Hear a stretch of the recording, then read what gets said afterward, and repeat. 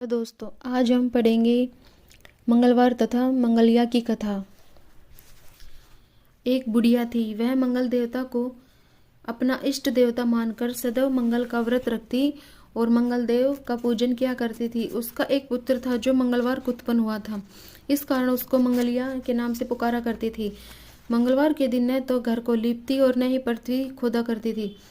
एक दिन मंगल देवता उसकी श्रद्धा की परीक्षा लेने के लिए उसके घर में साधु का रूप बनाकर आए और द्वार पर आवाज दी। बुढ़िया ने कहा, महाराज क्या आज्ञा है? साधु कहने लगा कि बहुत भूखी लगी है, भोजन बनाना है, इसके लिए तू थोड़ी सी पृथ्वी लीप दे तो तेरा पुण्य होगा। यह सुनकर बुढ़िया ने कहा, महाराज आज मंगलवार की व्रती हूँ, इसलिए मैं चौका नहीं लगा सकती। कहो तो जल का छिड़काव कर दूं, उस पर भोजन बना ले। साधु कहने लगा कि मैं गोबर से ही लिपे चौके पर खाना बनाता हूँ। बुढ़िया ने कहा, पृथ्वी लिपने के सिवाय और कोई सेवा हो तो मैं सब कुछ करने के वास्ते उद्धत हूँ।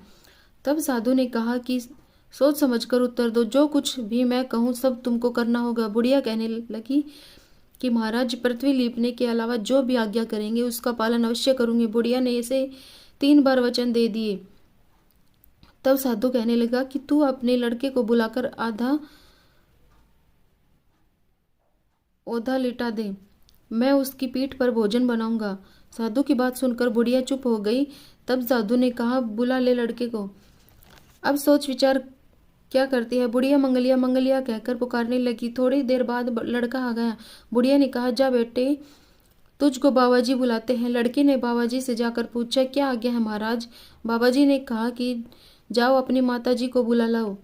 तब माता आ गई तो साधु ने कहा कि तू ही इसको लेटा दे। बुढ़िया ने मंगल देवता का स्मरण करते हुए लड़के को औधा लेटा दिया और उसकी पीठ पर अंगीठी रख दी। कहने लगी कि महाराज अब जो कुछ आपको करना है कीजिए, मैं जाकर अपना काम करती हूँ। साधु ने लड़के की पीठ पर रखी हुई अंगीठी में आग जलाई और उस पर भोजन बनाया। जब भोजन बन चुका तो साधु ने बुढ़िया से कहा कि अब अपने लड़के को बुलाओ, वह भी आकर भोग ले जाए। बुढ़िया कहने लगी कि वह कैसे आश्चर्य की बात है, उसकी पीठ पर आपने आग जलाई और उसी को प्रसाद के लिए बुलाते हैं। क्या यह संभव है कि अब भी आप उसको जीवित समझते हैं? आप कृपा करके उसका स्मरण भी मुझको न कराइए और भोग लगाकर जहां जाना हो जाइए। साधु के अत्यंत आग्रह करने पर बुढ़िया ने जो ही मंगलिया कहकर आवाज लगाई तो ही वह एक ओर से दौड़ता हुआ आ गया। साधु ने लड़के को प्रसाद दिया और कहा कि माई, तेरा व्रत सफल हो गया। तेरे हृदय में दया है और अपने इष्ट देव में अटल श्रद्धा है, इसके कारण तुमको कभी कोई कष्ट नहीं पहुंचेगा। Thank you.